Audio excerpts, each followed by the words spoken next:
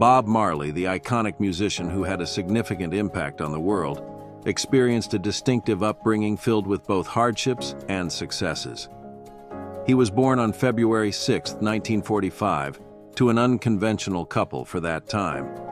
His mother, Cedella Booker, was an 18-year-old Jamaican, while his father, Norval Marley, was a 60-year-old British plantation overseer. Their relationship was short-lived, ending shortly after Bob's birth, and Norval passed away when Bob was just 10 years old, having had little influence on his son's life.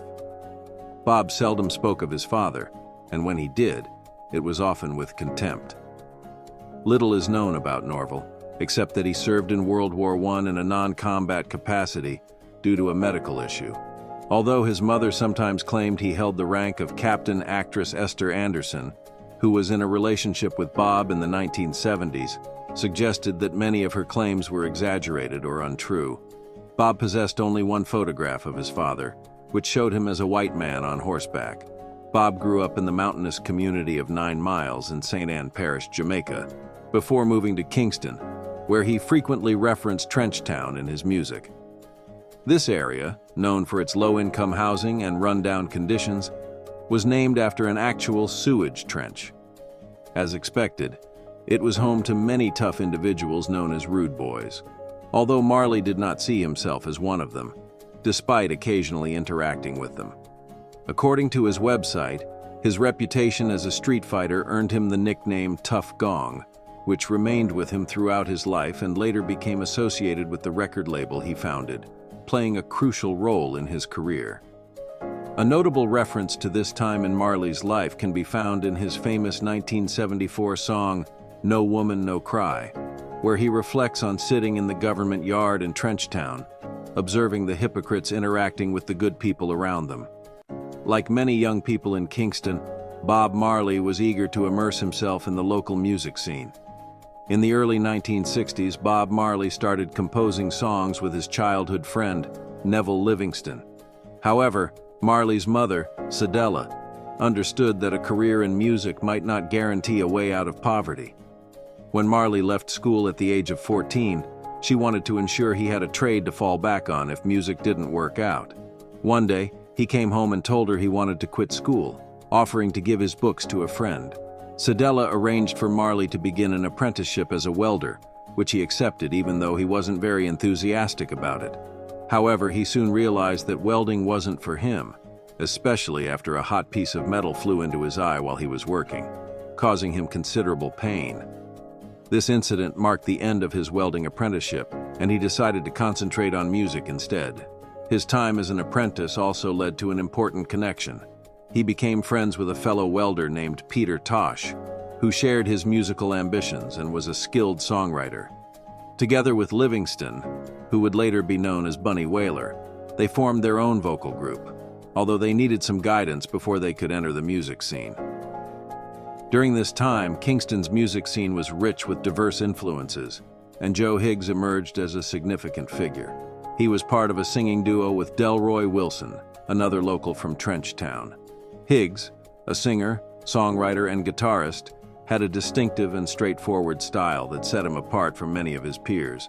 He was committed to helping budding musicians in Kingston's clubs and dance halls, offering free lessons in singing and songwriting to anyone who sought his help. Among his most notable students were Bob Marley, Peter Tosh, and Bunny Wailer.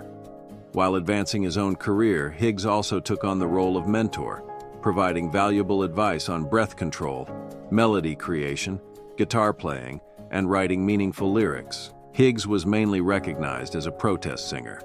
When Marley and the Wailers achieved success, he opted to stay in the background, although he did join them for a U.S. tour in the early 1970s and co-wrote the hit song Stepping Razor for Tosh. Higgs passed away in 1999, but he is remembered alongside Marley as one of Jamaica's greatest artists. Leslie Kong, a Chinese-Jamaican businessman who owned a restaurant and record store called Beverly's in Kingston during the early 1960s, became a record producer by chance. One day, a teenager named Jimmy Cliff came into Kong's store looking for a successful businessman to help with his recording aspirations. Kong was impressed and formed a partnership that launched Cliff's career with hit singles like Hurricane Haiti and Miss Jamaica. Cliff later took on an A&R role for Kong's new record label, introducing him to Bob Marley, who recorded his first songs with Kong. Unfortunately, Kong only paid Marley a mere $20 for those recordings. Despite the difficulties, the Wailers continued to record multiple songs for Kong, as his questionable business practices were common in Jamaica at that time. However, in 1970, Kong made a business decision that could have had serious repercussions, depending on his spiritual beliefs. Without the band's approval, he announced plans to release a compilation album titled Best of the Wailers, which angered Bunny Wailer. According to legend, Bunny placed a death curse on Kong if he went through with the release. Kong proceeded anyway, and just a year after the album's release, he died of a heart attack at the young age of 37. Shortly after, Bob Marley and the Wailers found a new producer, Clement Coxone Dodd, the owner of Studio One, where nearly all reggae legends recorded their early works. Dodd played a crucial role in shaping the genre, including dancehall, and under his guidance, the Wailers evolved into a talented group that produced numerous hit singles, including several #1 hits. Even if someone isn't a musician or can't tell if a guitar is in tune, Dodd had a keen ear for music. Their first significant hit, Simmer Down, was released when the timing was just right. The song encouraged the tough youth of Kingston to settle their disputes peacefully. Marley sang, "Oh, control your temper or the battle will be hotter and you won't get no supper, and you know you're bound to suffer." While it delivered a positive message, the song also had a personal and somewhat humorous aspect for Marley. His mother, Cedella, had always worried about his potential involvement with the rough crowd in Trenchtown. Simmer Down was Marley's way of reassuring her that he did not associate with that lifestyle. The exact timeline is a bit unclear, but it is known that after Bob Marley's father passed away, Cedella remarried and relocated to Delaware, which Marley's website states happened in 1966, although some sources suggest different dates. That same year, Marley married Rita, with whom he remained until his death. At some point, the Marleys joined Cedella in Delaware, with varying accounts indicating they stayed for a few months to several years. Few of their neighbors were aware of Marley's semi-celebrity status in Jamaica, including Ibis and Jeannie Pitts, who became friends with the couple after Rita visited their gift shop. Ibis Pitts, a drummer who had played with Marley, was fascinated by a 7-inch record given to him by Rita. He later shared with Delaware Online that when Marley's visa expired, he traveled with him to Jamaica, where he was amazed by the throngs of fans, athletes, musicians, and fellow artists who followed Marley, comparing it to Jesus and his disciples. In 1984, years after Marley's death, the Pitts family created a music festival in his honor called the People's Festival for Peace, which is still held in Wilmington, Delaware. During a pivotal moment in Jamaican history, Bob Marley was living in Delaware. This event, known as Grown Asian Day, took place on April 21, 1966, and is still celebrated today by devoted followers. A significant part of African history is the Rastafarian slave trade, which began in the early 20th century as a refuge for those affected by slavery, who sought solace in the corrupt world referred to as Babylon while they awaited their return to Africa. At that time, Ethiopia was viewed as a sacred and powerful nation, with its emperor, Selassie, seen as the second coming of Christ. Selassie's visit to Jamaica motivated Marley to delve into his spirituality, ultimately leading him to embrace Rastafarianism and grow his famous dreadlocks. The significance of the dreadlocks lies in their representation of his identity. By this time, Marley was in his early 20s, and this spiritual transformation would profoundly impact his life and music. Upon returning to Jamaica, Marley reformed the Wailers in the late 1960s, steering the band in a new direction, although they encountered further challenges. Lee Scratch Perry's crucial influence on Bob Marley and the Wailers is widely acknowledged. He produced their album Soul Rebels, which was their first LP released outside Jamaica, and helped shape their unique sound by connecting them with a rhythm section that set a new standard for reggae music, including drummer Carlton Barrett and his brother, bassist Aston Familyman Barrett. While the album increased the band's visibility, it did not significantly boost their income, as Bunny Wailer noted that Perry was the one profiting financially. In a 2010 interview with Rolling Stone, Wailer expressed his frustration. stating that Perry did nothing for the Wailers, merely sitting in the studio while they played and ultimately betraying them, as they never received any money from the albums they created together, which others profited millions from. Wailer admitted he never forgave Perry for this. However, Perry had a different viewpoint, telling Afro-Pop Worldwide in 2017 that Wailer was simply resentful and held a grudge against him for unclear reasons. Marley and the Wailers expressed their feelings through their music. Rolling Stone highlighted that the 1973 track Trenchtown Rock included a nod to Perry with the lines, "You reap what you sow, and everyone know now, don't turn your back." A significant opportunity arose for Marley when he was playing guitar at a Kingston party and met two Americans, manager Danny Sims and soul singer Johnny Nash. They were interested in incorporating some island sounds into Nash's new songs and thought Marley could help, suggesting a collaboration. Marley and the Wailers would travel to London to assist Nash in writing new material, and in return, they would open for him at some concerts and be considered for a potential deal with his label, CBS Records. While it seemed promising, it ultimately favored Nash more than Marley and the Wailers. Nash recorded several of Marley's songs, including the future classic Stir It Up, and produced the now iconic 1972 reggae hit, I Can See Clearly Now. However, Marley soon became disillusioned with the arrangement. In his book, Before the Legend, The Rise of Bob Marley, author Christopher Farley quoted Marley expressing his frustration, stating, "He's a nice guy, but he doesn't know what reggae is. Johnny Nash is not Rasta, and if you're not Rasta, you don't know nothing about reggae." When CBS Records pressured the Wailers to record the somewhat gimmicky song Reggae on Broadway and then failed to promote it, the band chose to end their relationship with the label. After their challenges in London, Marley and the Wailers sought a way to return to Jamaica, but instead, they found their route to international success. In his memoir, The Islander, My Life in Music and Beyond, Island Records founder Chris Blackwell recounted his first meeting with the group, who unexpectedly arrived at his office. Ireland had distributed some of the Wailers' records in the UK, along with those of many other Jamaican artists. As Blackwell observed, plenty Wailer believed that he was owed money. The Wailers approached with confidence, showing no signs of being defeated by their financial difficulties. Instead, they exuded strength and self-assurance. At that time, Jimmy Cliff had just departed from Ireland, and Blackwell had a vision for the Wailers, aiming to make them appealing to college students in the U.S. By the end of their conversation, Blackwell agreed to invest $4,000 for the band to record an album without requiring a contract.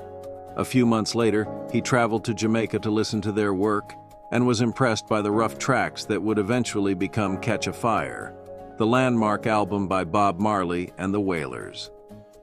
As Bob Marley's spiritual and cultural interests grew, so did his involvement in the politically charged atmosphere of 1970s Jamaica, which was marked by deep divisions between the Liberal People's National Party, PNP, and the Conservative Jamaican Labour Party, JLP, leading to frequent violence. In an effort to bring the nation together, Marley agreed to perform a free, non-partisan concert called Smile Jamaica on December 5, 1976, which was nearly disrupted by the very violence it sought to combat. On December 3rd, while rehearsing at his home in Kingston, Marley's house was attacked by gunfire from unknown assailants. Marley was shot in the arm, Rita Marley was grazed on the head, and the band's manager Don Taylor was shot 5 times but survived. Undeterred, Marley performed at the concert just 2 days later, with the bullet still lodged in his arm. This incident only strengthened his resolve to promote unity. 2 years later, he participated in another concert, the One Love Peace concert, which was attended by both PNP Prime Minister Michael Manley and JLP leader Edward Chiaga. Marley brought them on stage and urged them to shake hands. Shortly after the concert, the United Nations recognized his brave efforts by awarding him the Medal of Peace. He understood his mission, and with that understanding came a strong sense of responsibility, which he fully accepted. Bob Marley and the Wailers' last tour in the United States was a tremendous success. The band played consecutive nights at the legendary Madison Square Garden, sharing the stage with Lionel Richie's Commodores, one of the leading bands of the time. Also on the lineup was a young MC named Kurtis Blow, the first rapper to sign with a major label and arguably the genre's first significant star. Despite his own fame, Blow was still starstruck when he met Marley backstage. In an interview on Ice-T's Final Level podcast, Blow shared that he had performed many shows opening for the Commodores during their U.S. tour. However, everything changed when Marley was added to the New York shows, at the promoter's suggestion. Blow noted, "They put Bob Marley at the end of the show and we sold out in about 5 minutes. Boom, sold out." Backstage, Marley and his team met the young rapper, and Blow remembered, "Bob Marley came right up to me, extended his hand and said, 'Kurtis, I like your stuff. I always feel starstruck when legends in the industry recognize me.'" Marley's profound compassion for others and his wish to make the world a better place were in perfect harmony with the Rastafarian faith. Unfortunately, one aspect of that faith hindered him from pursuing the medical treatment that could have saved his life. When the cancer that ultimately took his life first appeared under his toenail in the late 1970s, it was initially mistaken for a minor sports injury, which was common for Marley, an avid football player. However, after being diagnosed with melanoma, his doctors advised amputating the toe, which conflicted with his religious beliefs. Marley agreed to a skin graft, but it was not enough. By the time the cancer was discovered, shortly after those unforgettable Madison Square Garden performances, it had spread throughout his body, requiring aggressive medical treatment. Despite this, Marley chose to pursue alternative treatments, primarily focusing on dietary changes under the supervision of a German doctor. After several months without any improvement, his health deteriorated while he was on his way back to Jamaica, resulting in his hospitalization in Miami, where he died on May 11, 1981.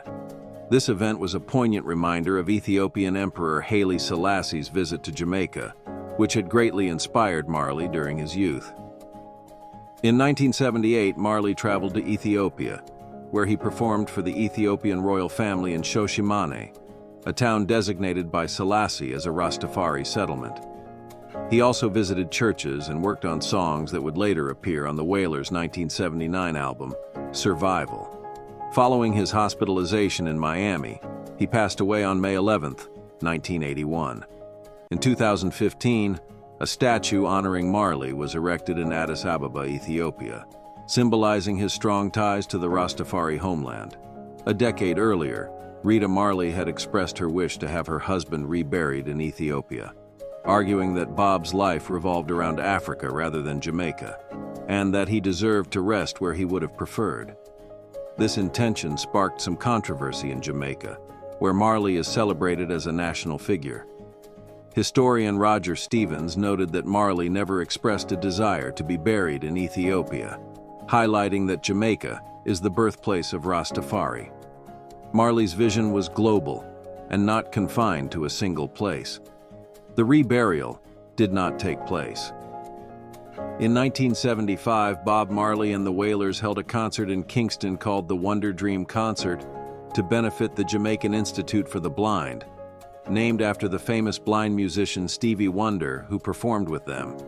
This event fostered a lasting friendship between Marley and Wonder, leading to another collaboration in 1979 and plans for a joint concert on September 20, 1980.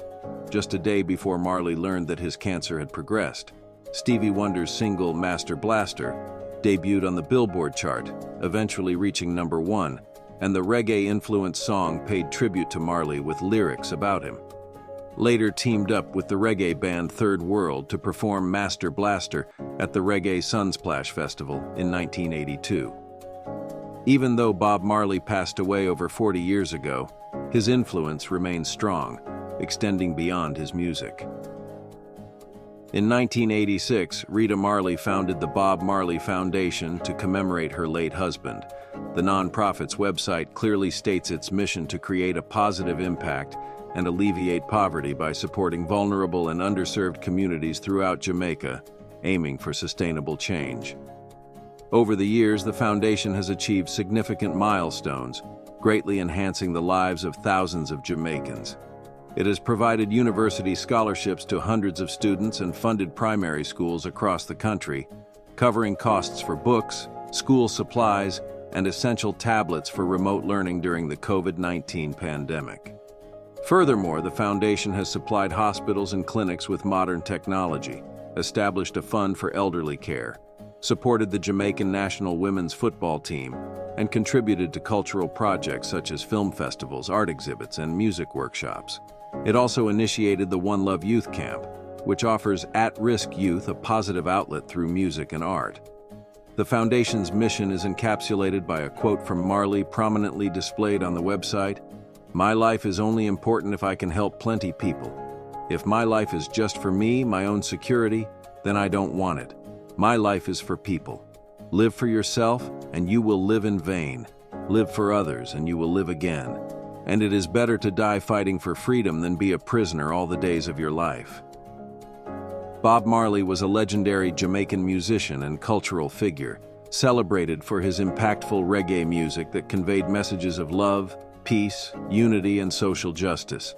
His timeless songs, such as No Woman, No Cry, and One Love, continue to inspire and resonate globally, cementing his legacy as a champion for peace and change.